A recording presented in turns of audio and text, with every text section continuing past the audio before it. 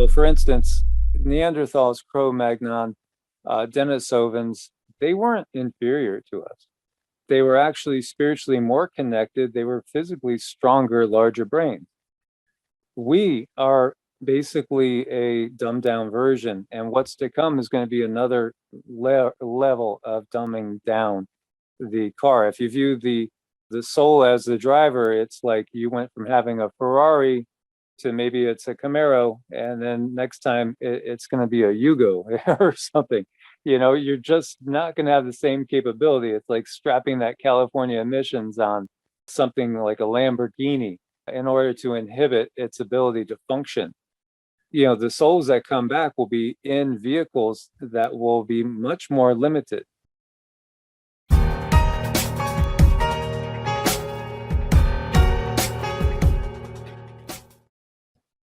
Right here with Michael and Cindy from Evolutionary Energy Arts.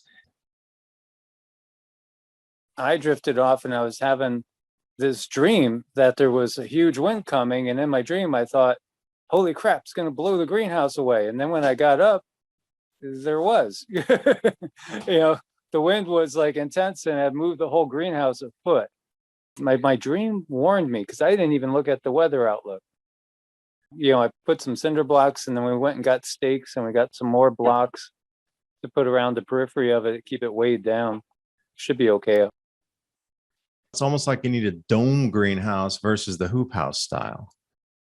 But you can't grow as much inside. So I don't know, it's a 50-50.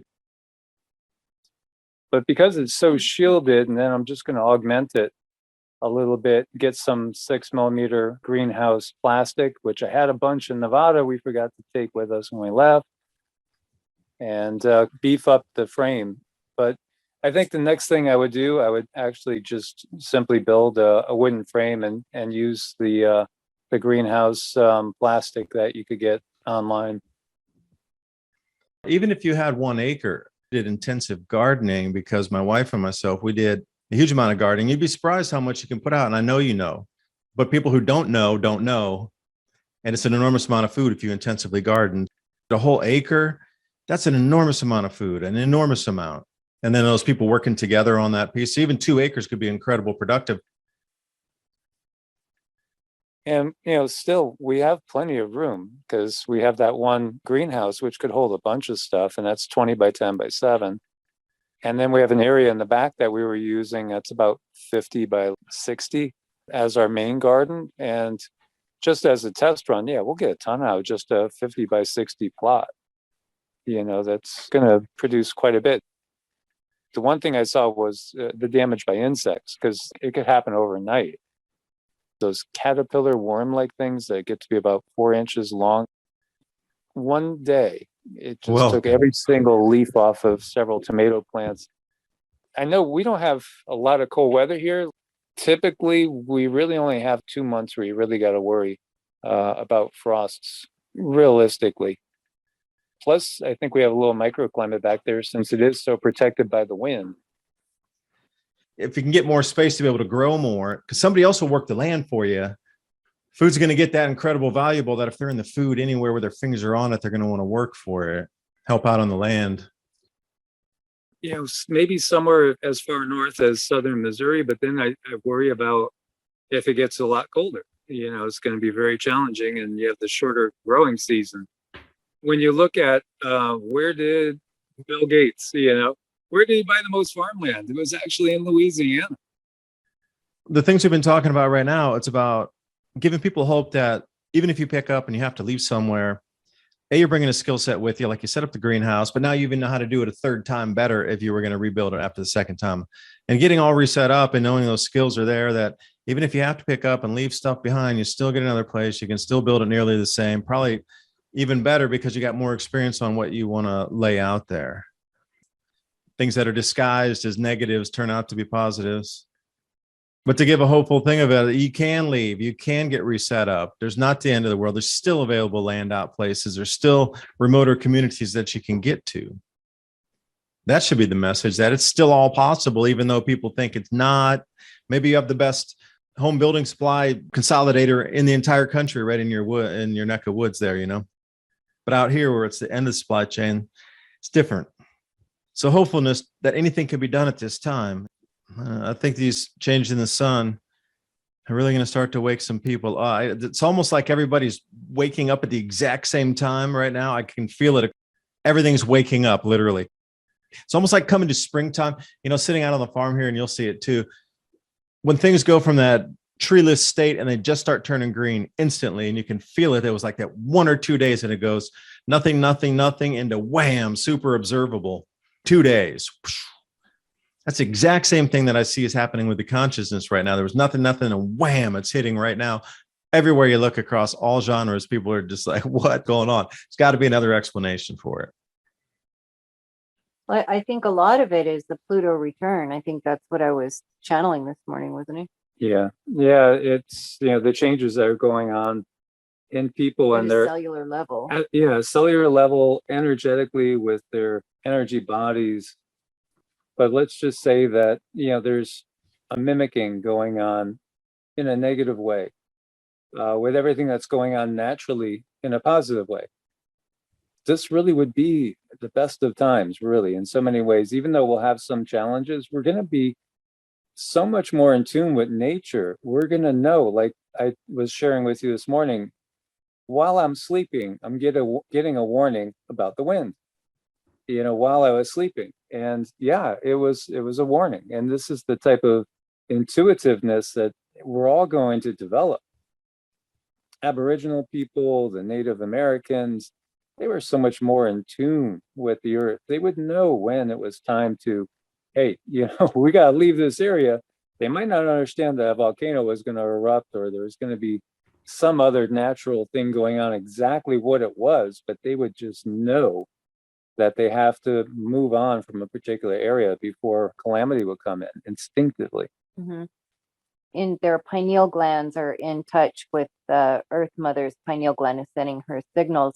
And I think that's what people are actually experiencing today. A lot of people that we talk to are not sure where they're going to go, but they know they're being pulled somewhere. So people are feeling that instinct to move into alignment and go where they're supposed to go. But it's so convoluted with all of the technology. It makes it very difficult to follow your heart and listen to the planet on where you should go. Well, there would be people with a lot of issues anyway because of the changes that are going on, because, the heart chakra and most people has doubled. And the pineal glands are awakening too, very, very fast. And if you're not able to purge, if you're not able to move, grow spiritually, get rid of all the stuff that no longer serves you, it could weigh you down like a rock. And it could end up making a lot of people potentially seriously depressed, in a bad place, or actually manifesting heart attacks and illnesses anyway. And you have this plague upon the land that really is an entity. It's an entity. And in a way, these people are becoming possessed. They're being assimilated into the Borg, whether they know it or not, with all the nanotechnology, slowly but surely going to be taking away their free will and lowering their vibration, because these people, what they want to trap people with them, because the people are a labor resource, just an asset, basically.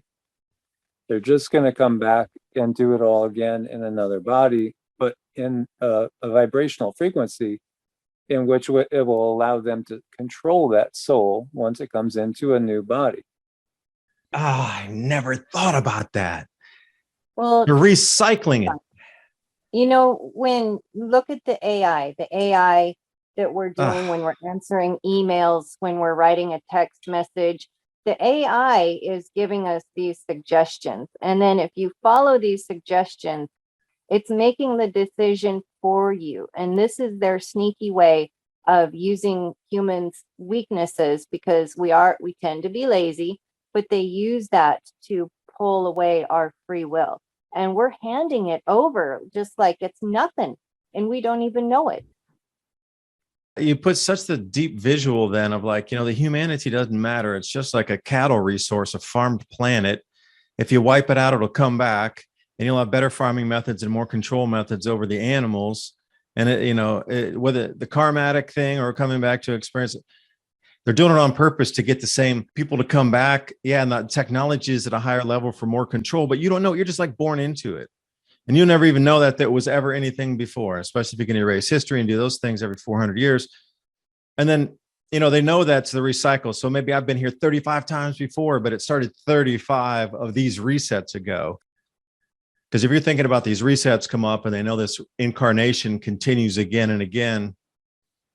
So then if you thought about the next incarnation, it would be exactly what's being described right now, like social track and everything. Everybody will have remembered 3 generations of that. And you just be like immersed into it, just like central banking is now. And so many things that we consider it's just the way it is. Always been that way. Seems to always will be that way, but it's not. Yeah, they're just recycling you back into myself here. Oh, I've been here 35, 40 times already going through the same thing. And they're stealing everybody's energy. Many of Life us, energy, literally your soul energy. yes, very much so. And think about it. I use this analogy. Well, for instance, Neanderthals, Cro-Magnon, Denisovans, they weren't inferior to us. They were actually spiritually more connected. They were physically stronger, larger brains. We are basically a dumbed down version, and what's to come is going to be another level of dumbing down the car. If you view the soul as the driver, it's like you went from having a Ferrari to maybe it's a Camaro, and then next time it's going to be a Yugo or something. You're just not going to have the same capability. It's like strapping that California emissions on something like a Lamborghini in order to inhibit its ability to function. The souls that come back will be in vehicles that will be much more limited. Over time, this is what they've been doing. Homo sapiens sapiens is much more limited than the ones that came before. Who are the giants? Who were the giants? It's many of us. Getting sized down and pineal glanded down and corrosion of the pineal gland. What's the size of the body going to be on the next downgrade? It's what they've been doing. And how many incarnations, this goes back a long, long way. We've not gotten a definitive number, but it does feel like we're talking millions of years. When I traveled in India, this is many years ago, I had learned at that point 23 million years was the number given. 23 million in India, going back that far. So that would make a lot more sense to the way things are done now. And if you look at the history and you think about if inside the Earth, there are caverns, and again, planetary geometry, where they're going to sit in their orbits like 6,000 years from now when the eclipses are coming, all these things, but they still can't explain to you even what the core of our own planet is, but they're trying to explain the rest of the galaxy like they know it like the back of their fingernail. Oh, it's the back of my hand. I know the galaxy so well. So they don't even know anything in the spiral arm of the galaxy here that we sit in our own galaxy barely, let alone the whole universe. But it does follow the precession of the equinox is what we've gotten too. So we do come into this time period and they're like vultures or sharks waiting for us. Well, they call them bottom feeders, the galactics. Yeah, they're already here. They're bottom feeders. They know when we're going to come back around into their territory, so to speak. It does have something to do with the precession of the equinoxes. So from what we've gotten, about more than 20, maybe it's about 22.5%, somewhere around that period of time, we're in their zone where they could affect us. The rest of the time, they can't affect us. So, then humanity rebounds, we elevate upward, and we have these golden ages. We actually interact with all sorts of openly. And, knowledge abounds, and the lifespan of humans increases exponentially. Those numbers that you see on the Sumerian kings list are not exaggeration. People are living tens of thousands of years. It's really the system that they impose upon us that's shortening our lives so much. All the different energies, frequencies, foods, everything. Oh, definitely. With the foods, they got us there. They got us with the equipment, your phone, your computer, your internet. Then it actually ties you into this fake etheric realm. It holds your energy body down into these realms. And I have yet to channel exactly what it might look like for someone who might have passed away, who's already had the jab. But I am curious, and I do honestly feel that they get stuck. I know what you mean. Like they get grabbed and like pulled down into some kind of black goo or something like that, and they can't escape. The soul level, though. Yeah, Well, soul I mean, level. literally, it is scary. It is scary for these people because, the Draco are just right there. They're hovering. They're right there. They're ready to grab you. They're like sharks. They're going to claim you as their own. They're going to grab you and they're going to escort you right back over into another incarnation where they could utilize you again as Own this animal. We branded it. Look, calcified pineal gland. That's our brand. You don't brand the cattle on the surface of the animal. They calcified our pineal glands. That's our brand as a human on this existence right now. Exactly. Yeah. And so many people are asking for it. They're asking for them to take control over them. Just think about it, like with the interpretations. I pray me now, the Lord to take my soul if I shall die before. You're asking for them to come and control you. Yeah, because you're asking me to take back by something else instead of absorbed by the creator. It's a vibration, it's frequency. That's all it is. So if they could control that, you could connect. Because sometimes in vibration too, you can come to that 0 point where it's a canceling of each thing. So what if it's the cancellation of all noise sound and they're hitting those frequencies, whereas people think it's the noise that they're looking for, but it's the canceling wave to bring it to 0, to bring that, I guess, claim the host, for a better term, the soul of it. Well, they have their ways. They've done this many times. It's definitely not their first rodeo. So they do know how to put these carrots out there, plant these seeds and let things grow. And we're giving away ourselves. We're just freely giving away our souls. And they don't have to do anything anymore. It's just, we just walk up and say, here we go. We make it that easy. And we got to stop making it that easy. Yeah. So you mentioned the 20% of the time we're in their range of visible and effect. So the other 80% we're out of the time. Like, when's that cross out period? Because it seems like we're heading toward that. All the Vedic Yugas talk about it. We're moving into the Dwapara Yuga. So that's exactly the same thing, like that cross out. So is there any kind of feeling of, are we in the crossing over them? We're going to lose them out of our visible light range era, or where do we sit now on that timeline of getting out of the soup, if you will? It's a process. I do think the most dangerous years are the next handful of years.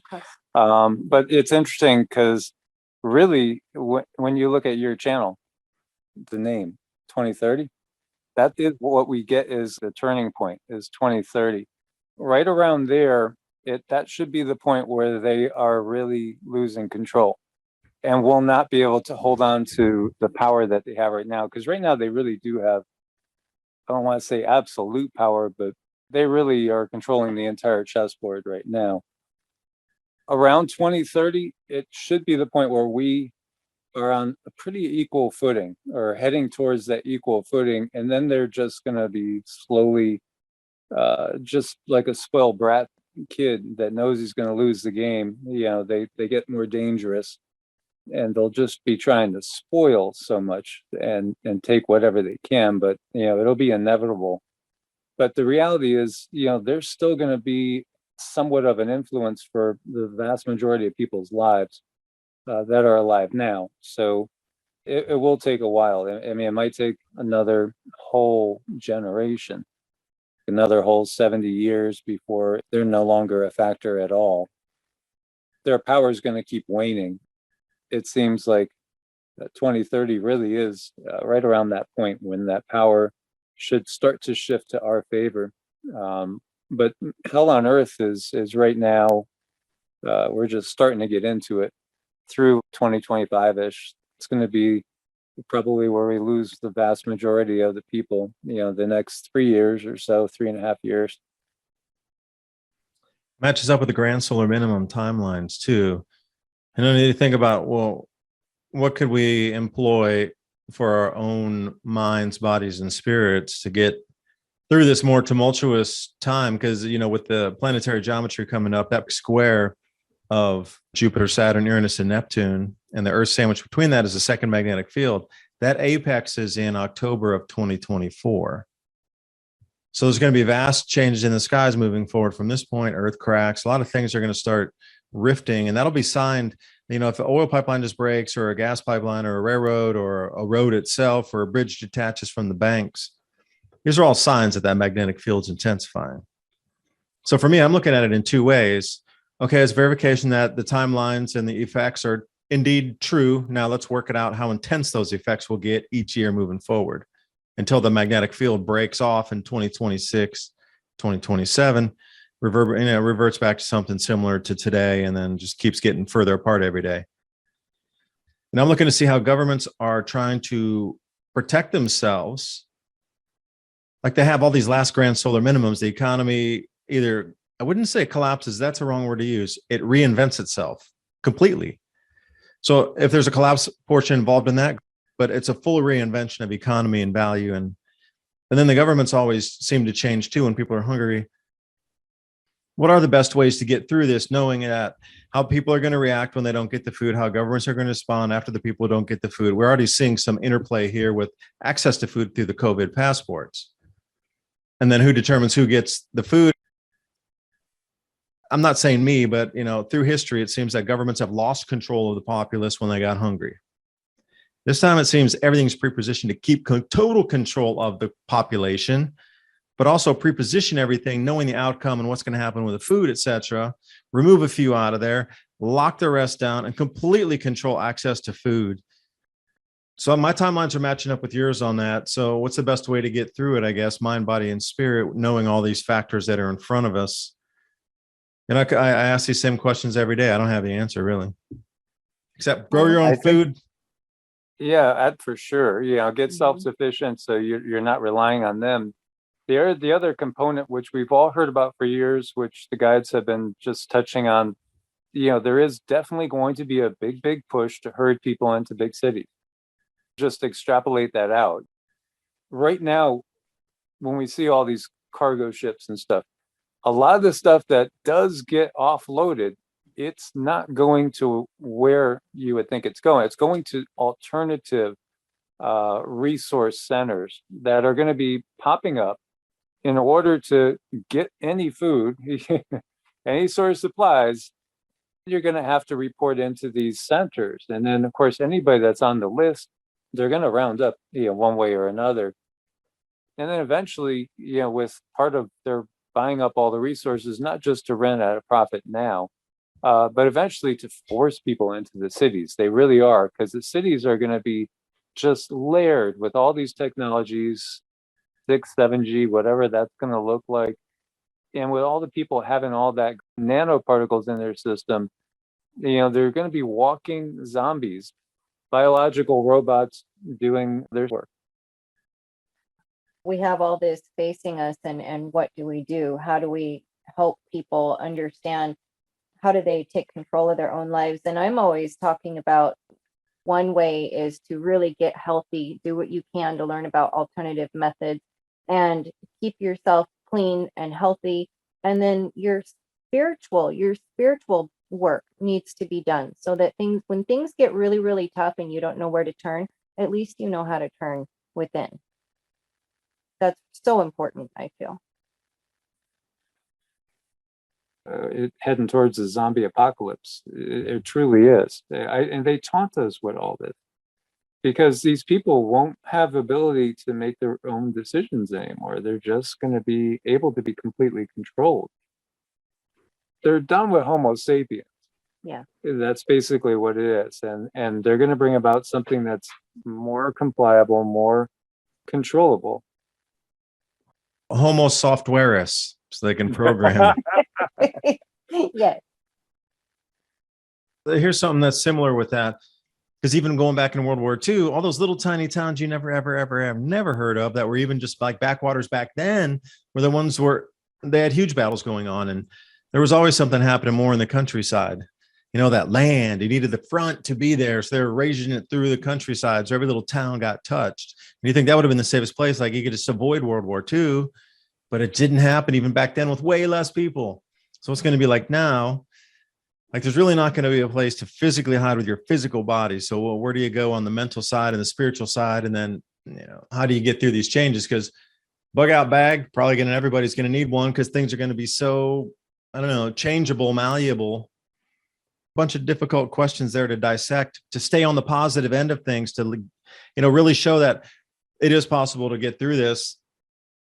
But the tidal wave of all these things that we're seeing coalesce all at the exact same time, and everybody waking up, everybody is coming to the conclusion of, wait, something's very wrong. I can't put my finger on it, but wait, there's more details over here. And it's all happening at the same, like just starting to roar and get to that boiling point. But how do you stay safe in the chaos? This is my thing, because you think you're safe in the countryside, but that might be the most dangerous place. Like Guadalcanal was the most remote island on the planet before World War II. And you would think that would have been the safest place during World War II. I'm going to run to this island called Guadalcanal, man. Nobody's ever heard of this place. It's a tiny little island. It takes like 16 days to get there by boat. Nobody will ever find me there. And it turns out to be one of the biggest battles in World War II. And that's a true story, by the way, Australian guy. How do you stay safe during these times? What can you give some positive message? Because everything seems so dark and negative. Definitely develop the spiritual side, because we're going to be able to connect to our guides, even people that haven't in the past been able to. Quiet, still voice inside, that knowing, that's all increasing exponentially. So you really have to develop that. You have to take the time. For me now, and Cindy, it's daily yoga and qigong, and spending maybe an hour minimum every day doing those things, meditation and mantras. So you add that into the mix, then for us, most days it's about 2 hours a day or so of those things, that connecting on the spiritual side. And it's so important, because you might not be even aware that you are being guided. You might just, again, get this knowing, like there's something wrong. I got to stay home today, that type of thing. Or there's something wrong. I got to take a different route than the usual one. Maybe I'm going to avoid the highway today. Little things like that, just listening to those instincts, because everybody has guides, and your intuition will build. That's going to be what's going to kind of keep you safe. You really got to hone that and work on that. The spiritual side's the most important thing. The other thing too that I found interesting was the guides had talked about a certain level of food and supplies, but also they said you still got to be ready to be mobile. They did say that there's going to be pretty significant portions of the population that are going to become refugees here in the United States. There's going to be massive migrations of refugees. And I've always seen, for instance, Florida, there's going to be a ton of people leaving Florida. And I think it's going to be a big battleground, because I think they will be bringing people over from Cuba, perhaps even the Bahamas. I see China's been buying their way into the Bahamas and other places, as well as coming over the border, California, coming down from British Columbia into the Pacific Northwest. Again, for us, I would say the last place I'd want to be really is on the West Coast right now. But the East Coast is in danger too. The whole coastal sides, you got to be very, very careful with. It's going to be really, really challenging anywhere on the globe. But I do think the US is going to be one of the most challenging countries on the globe. No, see, that's what you don't want to hear. Here's a real question for you, though. If you were going to rebuild your greenhouse, like you said, you're getting torn apart in the winds. These storms are going to get way, way, way more intense. So what you experienced, we're going to be a 10x increase. Could you have saved your greenhouse? Like if you're going to rebuild it, how would you harden that thing up against the wind damage that you were seeing? Huge front, wind front, weather front, etc. But greenhouse is going to go bye-bye. So give some idea, like how would you rebuild that greenhouse to strengthen it against the winds? I think what I would do is I have 2,000 sandbags that are in the garage. So I'd probably make a windbreak for it and go from there, perhaps even encasing a portion of it within that structure and just letting more light come in from just straight above, as well as maybe even running some of my lights, my greenhouse lights, my grow lights, because I have like 25, 30 lights, grow lamps, and even utilize those if I needed to augment the photosynthesis going on if it became such a big issue. Because we do have 2,000 sandbags that we were going to utilize for a sandbag home at one point in time, but the desert, it just didn't feel good out there.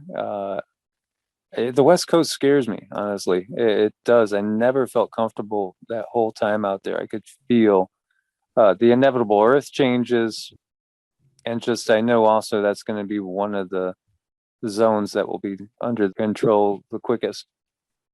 All right, so let me say something here about those sandbags that you're talking about, and at least I use them also as grain storage bags on like the 10 to 15 pound range. Because you go to the co-ops and you get a 50-pound bag. And Cindy, do you like picking up 50-pound bags? No, I know my wife doesn't. She wants a smaller bag. So we always take those 50-pound bags and cut them into about 3. It'll be 2 very solid ones, and then you get like a half one bag. Think about it. Who's going to be helping around, pulling things, picking things up around the farm? So Cindy, you like those 50-pound bags to go carrying around and move from point A to point B? I don't know, she only weighs 2 of them, so no. Pick it up, you slacker. Yeah. Yeah, in the worst case scenario, I was thinking about using the sandbags, but I was also thinking about using the sandbags for rain catchment, which I didn't even really think I had to think of here, but I could see, we're not getting the precipitation that we were supposed to. It hasn't rained like it should. We still get a decent amount of rain. It's not desert at all, but here we're supposed to get 3.5 inches typically in August. Every other month is 4.5 to 6 inches. It was a lot of rain in the spring, so much so that I was worried about flooding, and I could see flooding issues developing. But now it feels like that drought is moving farther over this way. We had too much rain. This is a real question for everybody listening. The way he was describing how to rebuild a greenhouse and strengthen it and harden it up against winds, is this a person you want in your community with this kind of skill set?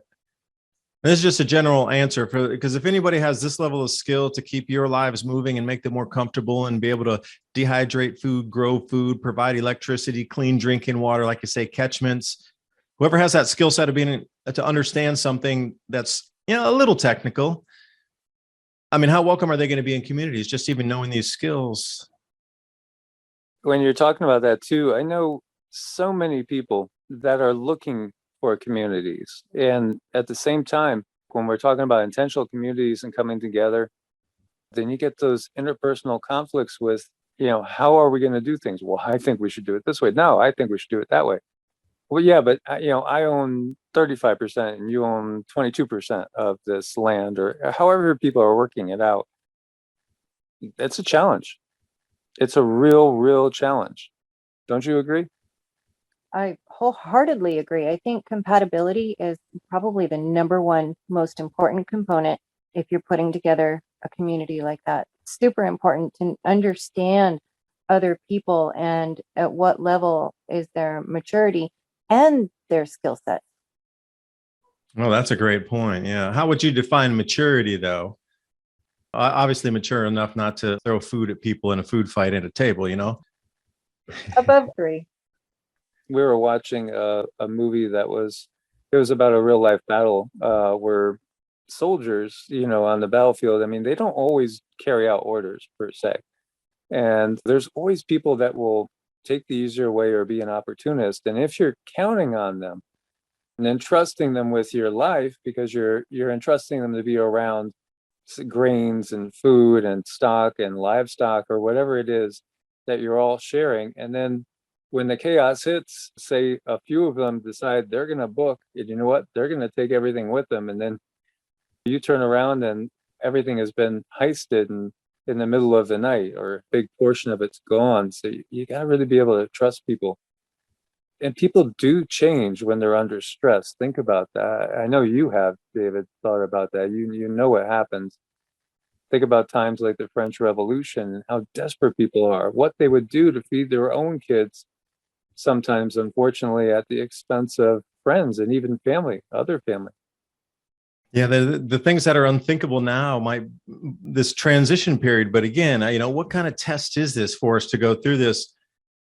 We're going to go through something that hasn't been really experienced ever with the level of people on the planet right now and the amount of technology that will be lost to bring us back to I would say beyond pioneering lifestyle, if we can hold it together really well, it'll be pioneering lifestyle. It's almost like everything, every construct that you know and have grown up with to know is a truth is going to be ripped out from under your feet and replaced with something new in a couple of years. A lot of people aren't in tune, but I'm wondering if things go awry and people are really moving around, as you say, if these solar cycles, lunar cycles, solar eclipses, lunar eclipses are going to have even a greater effect on people. This 2 years, it's going to rip their psyches to shreds. Like, is this the whole point, that the journey here is to have everything ripped to shreds and reassembled again on the other side in a different, more enlightened fashion, or like an upgrade of needs for the human? I don't know. There's going to be a lot of incredible events going on, though. Some of them terrible, some of them great as well. We've learned a lot about how the universe works really in the last few months. It's been amazing through our meditation and channelings. It's truly been very, very eye-opening. And one of the reasons why the higher benevolent beings do not interfere directly is because this human experience, while we can't take your possessions with you, you most definitely take your actions with you, your learning with you, your karma with you. And if you want to look at it like a video game, it really, in so many ways, is kind of like a video game. The more we learn, it is very much so. I mean, we have avatars, right? These bodies are just vehicles. They're like avatars for us. And we can level up. And so the things that we do and achieve here, when we come out on the other side, it's like we're at a totally new level. When we're out of the body, our ability to affect soul growth is somewhat limited. It's vastly limited compared to when we're actually in a 3D crazy existence like this. This is where the soul can grow leaps and bounds, sort of prove itself.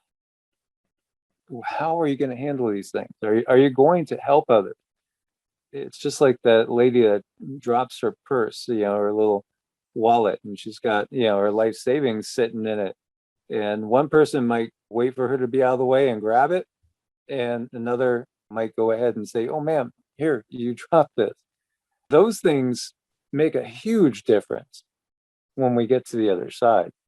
And then what we can do as far as coming back in next incarnations, it really depends on what we do in this incarnations. These are the times that will test men's soul.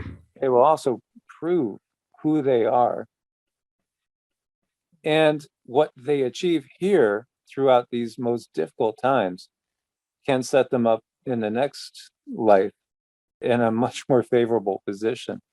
Give them so many more options, not just that you might come back as a king or anything like that. Nothing like that necessarily, but just that you will have so many other opportunities to decide what you want to do moving forward, instead of being, say, karmically bound. These beings that we're talking about that control this reality, when you get down to it, they're not really that powerful. They're not powerful at all. And when we are in a golden age, we're way more powerful than they are. It's just that when we dip down into this cycle, we get down to the point where they can start to exert their influence over us, and they trick us into giving our power away. But the reality is, we are actually far more powerful beings than they are when we're out of this Kali Yuga. Yeah, we are very much so. And, going back to the eclipse that's coming up, that eclipse is going to change a lot of frequencies, but there's been effects coming up to the eclipse because so many people are moving into alignment. So many people are feeling a pull here, a nudge there. So many people are releasing what no longer serves them. And after this eclipse, it's really going to change people's frequency, which is going to change their urges. It's going to change their instincts, what they want to do, what they don't want to do. So I'm really curious to see how this goes, to see, I know for myself and a lot of other people that we work with, it's putting them into alignment. It's saying bye-bye to some things that you might not want to say goodbye to, but hello to some things that are complete blessing. You talked about leveling up there. And the only way I can kind of describe it is you've only ever learned to swim in like a little tiny swimming pool. And then you get plucked and dropped into 10-foot Hawaiian on a super smashing day. The level up of how the water's moving and the requirements to be able to swim and maneuver in the medium that you're in. I mean, that's such a night and day difference. I've only ever swum in a swimming pool and then getting some serious 10-foot from the back pounding reef face, like 15, 20 foot on the front of the face, smashing onto the reef. You know, that kind of level up is what I could envision it as that step up you talked about, not like a little tiny step where you just gradually learned a tiny bit this time. Hey, you learned how to say thank you at the dinner table. Awesome. Okay, next lifetime. No, we're talking that super gigantic leap that you would consider almost becoming another person, that kind of growth acceleration. And, you know, Kali Yuga coming out into the Dwapara Yuga, maybe the Kali Yuga could be renamed the Rainbow Yuga, because it's that same kind of energy that's trying to hold on and grab everybody and pull everybody back into that control net again. Kali Yuga, similar, you know, it's that same energy vibe. They can be describing something in a similar sort of energy frequency. You know, these cycles, again, they do coordinate with the precession of the equinoxes. So it's that whole journey of the Earth. The solar system takes its rounds. We keep going through these areas of, it's kind of like a death and destruction zone. It's where horrible atrocities happen. Happy Tuesday. Yeah, you know, but it is. Now, you had said something earlier when you were talking about this is stuff we have never seen in these times in this life. And that got me thinking about Oppenheimer's statement. The big test of the bomb, you know, basically made the statement, now I'm like Shiva, the destroyer of the world. And somebody said, yeah, the first time it's ever been a nuclear bomb. And he said, yeah, in this era, in these times, because he knew, you know, in these that times. It happened in the past. And when we do use those type of weapons, they tear a hole in time-space. They affect beings on other densities. You know, I wouldn't call the ones in power benevolent at all. And they don't care at all. They just know how to work the system so they get as little karmic repercussions as possible. When you go take a job, you're saying, okay, I'm taking part of this system, taking part in the system. So it's the people that drop out. They don't like seeing that. Why do you think they always want to see high employment numbers? They want to see a lot of people participating in their system. The last thing they would want to see is people making really larger, constructive, intentional communities where they were bartering and trading and not even using cash or any sort of digital currency. That's the last thing they'd want to see. I think they're real professionals at emotional blackmail, at getting people to do things that they otherwise would not do. And this is about giving away our free will. You know, if you go back to the emails and text messages that have these pre-written responses, don't do that. You're slowly giving your will to the AI. Don't teach the AI how to be more human. We need to work on stepping back away from our toys, away from our TVs, computers, laptops, and become closer with the planet like we used to be. Something that Cindy has seen that looks to represent, you know, oddly enough, kind of a black AI dragon. That would describe it perfectly, wouldn't it? The energy of the time and the color right now, that describes exactly what the black dragon. Because in Chinese mythology, you know, there's different types of dragons. You have the water dragon, the metal dragon, the wood dragon, earth dragon. Okay, but then there also is a color with it, earth water dragon or something like this. And it changes all through. There's different combinations, but black graphene dragon, maybe. Yeah. Yeah, it's interesting enough. Now that seems to be the top of the pinnacle, the top of the pyramid. And then, really? Yeah. Yeah. And then you got all the ones that they've conquered, and you know, many cases, like if we talk in the Ijiji, the group that revolted, West Africa. Said, yeah, well, the Ijiji are the ones that said we're not working those mines anymore. Now those are actually flesh and blood. So those are basically beings that are third density. And those are the ones that their offspring are the ones that are, the ones we see running the planet, so to speak. That's the bloodlines, the royalty is of the Gigi. Basically, like the Roman Empire, they go conquer a people. They might let them be self-autonomous to a degree as long as they keep carrying out what Rome wants and they pay their taxes and their tribute. So we're several steps down then. If the black graphene dragon at the top, the Draco, the second level, and then that what you consider the 1%ers of this planet, which are in control of corporations that dictate to government and lobby and have the private militaries, etc. So when we look at the top of the thing that's on the earthbound, so how many levels down truly, if we're starting way up at the top of the black dragon, is all the way down through the levels and then 1% here on the earth and down and down and down. Yeah, that's a lot of levels, because you're telling me there's royalty levels and the hierarchy as well. Probably the same, similar to this, almost have double at what you see on the earth here. Pretty controlled into behave for the society in a certain way, and stepping even remotely out of that bound will get you ostracized in both civil society and family, both. How many really levels down would we be where you get to people working and driving cars around the planet here? I'd say that, the highest levels of aristocracy per se on the planet, as far as the humans go, is probably no more than maybe the equivalent of a sergeant, a drill sergeant. That's about it. Yeah, right. You got it. That's exactly the perfect way to describe it. Yep, you hit it on the head. No real decision-making ability, no real power at all. And they do report to a being.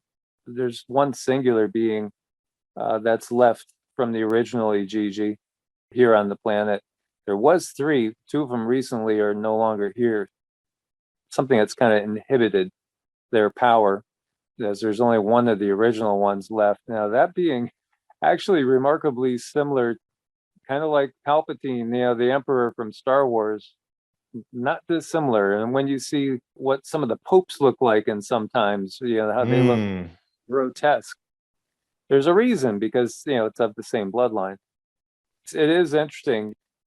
These beings are nothing in comparison. If you're, talking about like the archangels, they're part of the force of creation. Extremely powerful beings that dwarf the highest level of these other beings. Do you invoke the archangels? We work with them, yes. Since the last time you and I had really talked, we've learned so much about who we are and understand who we are to a much greater degree than we did previously.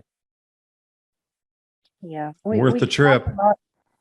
Yeah, I mean, it does help when we come down into these Kali Yugas, when you can figure out, why did you descend down here? To ascend, it helps to understand why you're here to begin with. Once we start putting these things together, it really does seem to help people understand what their mission is, why they're here, what they're here to do, and what are their strong points. A lot of people don't even know where to start. What do I do? Yeah, and it's hard to describe that in terms of how these dimensionalities work in a non-ethereal sense, because everybody's been locked through science of it's only, you hear that thing I'm knocking on? They don't even describe it as moving energy that coalesces to form a solid object, like, these atoms and electrons, and we're getting the same thing from the sun, and these different electrical particles and charged particles, dense particles, plasma, the vibration of the atoms and the molecules creating the thing that you think is hard there. It's not, it's an illusion. It's all energy field densities. So if you see a mountain range 20 miles in the distance, you're looking through an energy field for 20 miles because it's vibrating so fast it turned into a gas. Like if you'd have learned your world like this versus it's carbon and it turned into wood and it's a desk and that's it. Now go pay your carbon tax for cutting the tree to make your desk. The world will be completely different. If you understood it in the energetic sense, we'd probably make more sense of these different dimensional realms and the size of it. Think about maybe I'm over exaggerating or maybe even under exaggerating. Like a fifth dimensional being would be able to put the sun in its hand and kind of view it like you would a snow globe. I mean, that size where the being itself would be 200 million, 300 million miles tall. You start to put things and frame it in reference of that largeness. A 500 million mile tall being grabbed our sun, that luminescent thing, a million miles around, and just picked it up like a marble and looked at it. And then that's the kind of people, it's hard to resonate. It's hard to describe or get people to understand what these different dimensional realms are capable of and what the sizes are and the power within these realms. We are very limited with our vocabulary words that we have. I know, you can't describe it. It's indescribable. You're right, Right. Cindy. It is. Right. Literally, we do exist in the mind of God, so to speak. We're also living in the body of a being, literally living in a body of a being. And just like when, your mom and dad got together and created you, now your body is made from the material that mom and dad's bodies were made from, but you're unique and you're yourself. It's the same thing with souls too. I'm not sure if we ever talked about this, you and I, but like if, for instance, these beings, these devas, have multiple incarnations. You might be familiar with Krishna and Rama being a incarnation of Vishnu, the preserver. And in the Vaishnavite tradition, Vishnu is actually the creator, not Brahma. And Brahman is everything, the all. So that's always a little confusing for people that haven't studied the Sanatana Dharma. But each incarnation is distinct. So when, say, Krishna comes into being as Krishna, even though the oversoul is Vishnu, yeah, it's an incarnation of Vishnu, but it's a distinct, unique being that will always be a distinct, unique being. Even if it reintegrated back in with the whole, it would still have its own individual consciousness, as well as being able to share the collective consciousness of that being. But again, when you're going back into these timelines of births and deaths and many millennia prior to, at the very scratching the surface takes us way out of traditional timelines, way outside. I would venture to guess that a good chunk of the population sees it now, even if they don't want to talk about it. Right. If they just were to look up and look at the sky, look a little bit, you will start to see the life force. And that's part of our evolution, which is still very important. And that's what all of the chaos is about. It's about keeping us away from our natural abilities, getting us to look everywhere else outside of our bodies. But don't dare look within. They really don't want that, because that's where the growth occurs. That's where the serious growth happens. And even as the ascension process works and you go and reintegrate, you're still going to be you. So, that's kind of the beauty of this system is, we don't lose our uniqueness even as we reintegrate. When we talk about Aset, the being known as Isis to most of the world, she's sixth density and she's part of a collective. So they are a collective that have ascended together, and not on Earth. Her ascension wasn't here on Earth, even though she's recognized here on Earth. But she's still distinct, even though she's part of a collective where everything is shared and understood. There's no need to obviously speak on many of these higher densities. Everything is done telepathically. You just know. The information's always shared and exchanged. It's easy enough to say it, and it's another thing to live it, but ultimately there's never anything really to fear, because we never stop. Consciousness never really ends. It's eternal. It just is always just like energy. Can't change form. Now, Cindy, you hit it on the head there. Like, they're trying to get you to not even believe your own eyes.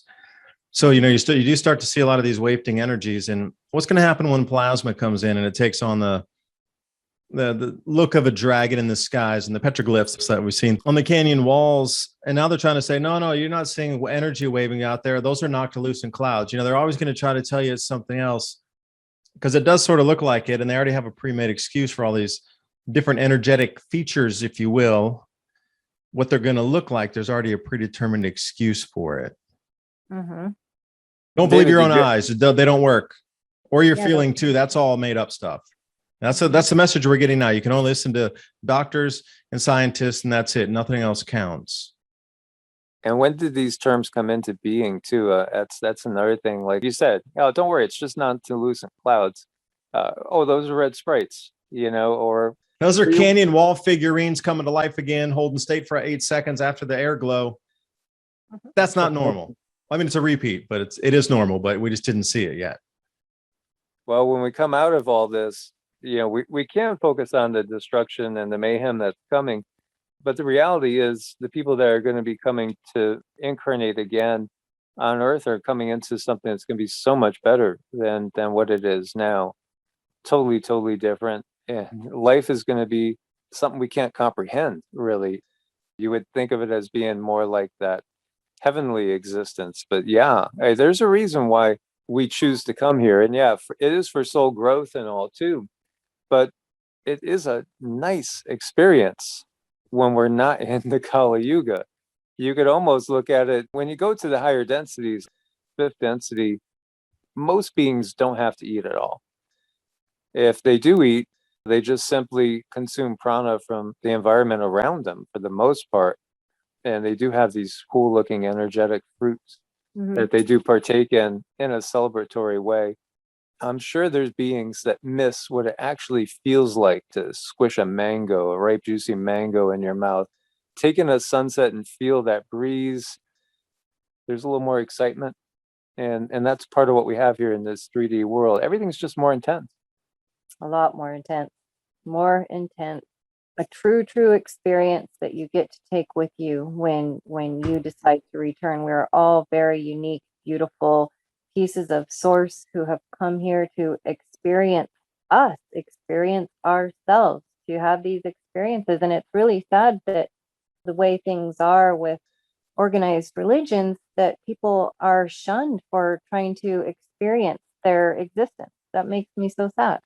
If your true state of being is nothing but pure consciousness, nothing but pure consciousness that's going to always be and always has been, you might get a little bit bored. You might create some adventures for yourself. You might have these adventures have a little skin in the game, so to speak. Danger, just like a good movie, just like a good video game. If a video game was just watching daisies slowly grow, it's not going to catch the attention of too many people. Versus a pit of crocodiles ready to nip at your heels. Yeah, let me ask you a quick question, though, a real one here. Like these powers, the innate powers are going to continue to grow every day. And at some point, it's just going to be massively understood that we all have these powers. So how do you know when these powers are activated in yourself? And I don't really need me to say activated, but you're understanding that there's something that you can do differently now. And it's hard to explain that. But how do you grow those in terms of being able to make things manifest faster? Maybe not instantly, but near instant, or being intuitive, or, being able to use the energies out of your hands to coax plants to grow 180 times faster than normal. First of all, how do people know? And then how do they grow? Like exercise in a gym, you want to build the muscles, but again, these kind of powers. So maybe all these superhero movies are pre-planned to tell you, hey, everybody's going to get like crazy powers. So how do you know when it's there for you, but how to grow it too? You got to ask yourself the question, what are these abilities? What are these things people are talking about? That's kind of a sign that the pineal gland is starting to open. You're starting to see beyond the veil, understanding that there is more than what I've been taught all of my life. I know there's more out there. And then I always feel the best thing to do after you ask yourself this question is take a look at your diet, because they put so many things in front of us to eat to suppress these abilities. Look at your diet. That really needs to get cleaned up. And then things like exercise and mantras, meditation, all of these things working together can help you answer those questions. But first thing is somebody has to ask about it first. Yeah, you have to build your ability to focus. And it takes repetition. Can't grab a basketball for the first time and shoot and think you're going to be LeBron James or Michael Jordan if you go back to my era. It takes Yo, old timer. Tell us about the old days. Did you have electricity back then? I know, right? When we had to walk 20 miles to school, uphill both ways in the snow. But, it's that muscle memory. It's the same thing. Practices right now, like if somebody's going to take up yoga and qigong and meditation, tai chi, pranayama, all these mind-body pursuits, you're going to make progress probably in 2 months that it would have taken you 10 years a decade ago. Literally, it's just amazing what we can do right now. So, like, if everybody out there just closes their eyes for a moment and puts their feet flat on the ground, hopefully you don't have rubber shoes on, because that could definitely impede the life force. Just visualize with every breath that you take, feel the life force that's all around you, and the force that Yoda speaks of. That's really what it's based on. The ki, the chi, the prana, the ril. Inhale in and see if you could sense this energy coming into the body. Pull it in through every single pore. And, do it with a little bit of force. So as you breathe in, do an abdominal breath. So let your diaphragm drop down, let your belly expand fully, feel a little expansion on the sides and the low back, and pull in this energy. And see if you could feel a little tingling, a little perhaps feel of fuzziness, a little bit of maybe a buzzing going on. Maybe you start to notice, hey, my palms are tingling a little bit, or I feel a little tingling, on the soles of my feet. That's connecting to the life force because it follows our intention. So when I'm doing Qigong, it actually gets so that, my feet feel like anchors on the ground. And sometimes I feel like I'm going to break the tiles that I'm standing on because it's getting so intense. I've had times doing it barefoot out on ground that normally I wouldn't make an imprint on. But then when I get done, there's two big footprints, just like I went and stood in snow, because of that magnetic connection pulling the life force in. So that practice alone, if you just practice that, just intentionally know you're pulling the life force in with each breath. And then when you exhale, just see your entire body glow. If you want to increase your overall physical health, see it as a vibrant green. If you want to increase the vibrational frequency, see it as a violet color. It's a very high vibrational frequency. Each color has its own frequency and wavelength. And the violet is at the top of the visible spectrum. So that will help the ascension energies. Just focus on that. And I bet you most people will start to sense the energy just after doing it maybe a handful of times. And many people might feel it the first time out if they just simply clear their mind and focus on nothing but the breathing. Great advice, because you could use that in any kind of panic situation too. Just sit there and take a breath or two before you act irrationally or completely out of impulse or fear. Take in that breath for a second, even if it just slows you down for 1 or 2 seconds, so you can sort of recoordinate your brain. Because these times are going to be interesting and trying, and we'll need almost every hack that there is out there to be able to get us through this all. Yeah, the autonomous nervous system. We're only basically, it's a two-way switch. You're on fight or flight, or you're in rest and digest. When you abdominal breathe slowly, like you're going to do in that practice, most meditations, most, not all parts of Qigong, there's some practices like bellows breath, which is kind of like what Wim Hof does to build up a lot of life force quick. But most of it will take you into that rest and digest. So you're no longer producing cortisol. Automatically, you're de-stressed. Amish farm, they're closing down to just 2 days a week now. So we've been buying 40 pounds of snacking peppers at a time, 50 pounds of Italian sweet peppers, dehydrating it, everything, the red, the yellow, the greens, but at the same time trying to blend and cook everything every day, because that's where we're going to move back to. You're not going to be getting strawberries in the middle of January anymore. Like, our diets are going to revert back pretty much to what you can get locally. So if you start preparing now on knowing what you could eat, what you can prepare from all the ingredients in the different seasons. But see, it's cold now and we're using an oven, knowing what you can get from your local area and then turning that into sustenance instead of being on the junk food, because eventually the junk food's going to get too expensive too. And I'd rather have healthier foods. That'll help with your awakening too, healthier foods. Absolutely. Because the people that can't sense the energy, usually they're, drinking soda, they're eating all sorts of GMO foods or chips, and, they're also unfortunately on big pharma. pretty much everything that could be prescribed to you is that it shuts down your pineal, it lowers your frequency.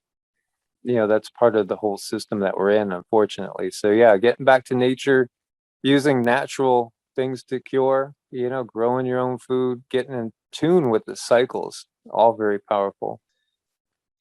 Start learning about alternative healing, because there might be a time when we don't have access and we're going to need to know the ins and outs of herbal remedies, and they are powerful. So that should get your list of to-dos started for the next week. I'm David Dubine, Adapt 2030. I was right here with Michael and Cindy from Evolutionary Energy Arts. Now, I know you all been having some problem on YouTube, like everybody else, including myself. Demonetized videos, things disappearing in the middle of the night. What happened to that? So how are we able to, or anybody able to, find you, contact you, see what you're doing out there? Because I've been moving over to BitChute and Rumble with a lot of my deeper content, like our interview tonight. I'm going to have to scrape an enormous amount of talk out just to put it up on YouTube. Where can people find all of your incredible ideas? And like I say, reach out to you if they want to contact you. Well, EEARTS is the channel that we post on every day. So there might be 1 or 2 days out of the entire year that we don't post on that channel. Evolutionary, we'll be starting to post on it again. Of course, our website, evolutionaryenergyarts.com, that talks all about us. So we're both energy workers. Cindy is amazing in her gifts. She really is kind of like Whoopi Goldberg from Ghost. And then we both do energy work. I'm a Reiki master teacher and a Qigong practitioner, pranic healer. Cindy does Vedic astrology. She could do astrological charts. So that's really what we do when we're not doing the videos. And we are on Rumble too, Brightian. Brightian. Yeah, that's a great one. Mike Adams' site. Yeah, we've been on Brightian for, I think, about 18 months. And that we have no problem getting stuff up. So on Brightian, it's under Evolutionary Energy Arts. And then on Rumble, it's under EEARTS, EE Arts. I mean, by the time we're old and gray, we'll have gone through 30 more platforms if we continue on the way we're going. We hope you got something out of our conversation, because it is serious time, but it's also requiring some serious solutions and serious thinking outside of the conditioning that we've been given. We're infinite beings, and it's time to take our planet back.